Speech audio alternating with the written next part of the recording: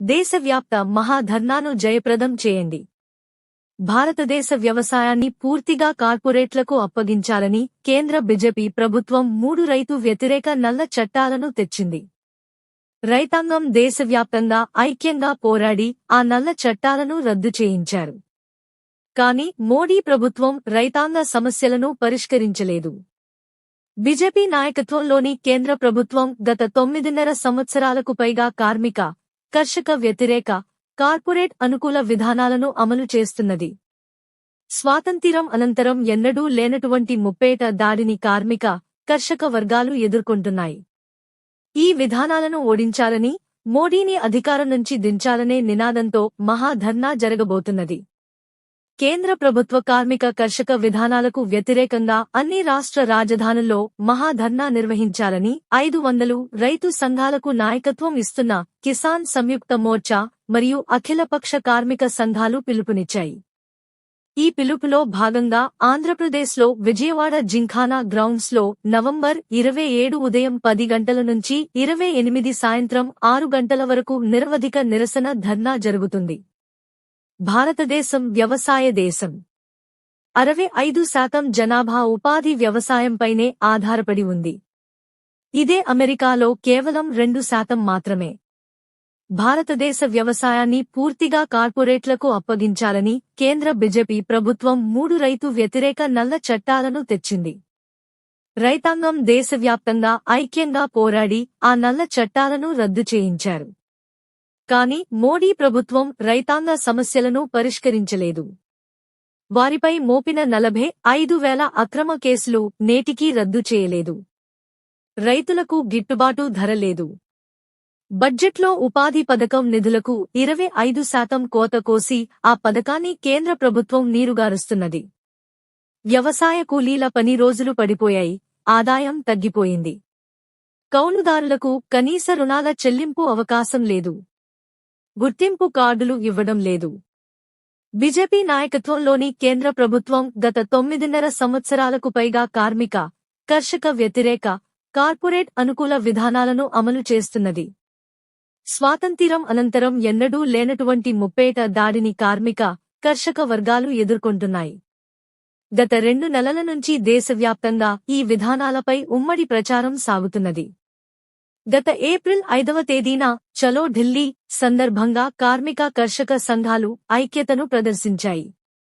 భారత ఆర్థిక వ్యవస్థ పటిష్టతకు, సామాజిక అభివృద్ధికి రిజర్వేషన్లు కల్పించడం, అన్ని రంగాల్లో స్వయం సమృద్ధిని సాధించడానికి కేంద్ర ప్రభుత్వ రంగ సంస్థలు పట్టుగొమ్మలుగా తోడ్పడ్డాయి. చంద్రయాన్ విజయంలో భారతదేశ పారిశ్రామిక స్వయం సమృద్ధి స్పష్టంగా తెలుస్తుంది. కానీ విశాఖ స్టీల్ ప్లాంట్తో సహా కేంద్ర ప్రభుత్వ రంగ సంస్థలన్నింటినీ అమ్మేస్తాం లేదా మూసేస్తాం అనే తప్పుడు విధానాన్ని కేంద్ర బీజేపీ చేపట్టింది. ఈ విధానాలకు వ్యతిరేకంగా కార్మిక కర్షక ఐక్యతతో జరిగే పోరాటమే నేటి మహాధర్నా. కేంద్ర ప్రభుత్వం 2023లో తీసుకున్న కొన్ని ముఖ్య నిర్ణయాలను పరిశీలిద్దాం. 2023 సంవత్సరంలోనే కార్పొరేట్ కంపెనీలు ఇంతవరకు ప్రభుత్వ బ్యాంకుల నుండి తీసుకున్న రుణాలు 2,14,000 కోట్లను కేంద్ర ప్రభుత్వం రద్దు చేసింది. దీనితో కేంద్రం ఇప్పటివరకు మొత్తం 15.32 లక్షల కోట్ల రూపాయలు కార్పొరేట్ల రుణాలను రద్దు చేసింది. ఇదే కాలంలో సామ్సంగ్, విస్ట్రాన్ మరియు అనేక ఆటోమొబైల్, ఎలక్ట్రానిక్ విదేశీ కంపెనీలకు కేంద్ర ప్రభుత్వం ప్రోత్సాహకాల పేరుతో 1,97,000 కోట్లను నేరుగా చెల్లించింది. ఈ డబ్బంతా సాధారణ ప్రజలు బ్యాంకుల్లో దాచుకున్నవే. అదానీ, అంబానీలతో సహా ఈ రుణ మాఫీలో భాగస్వాములే.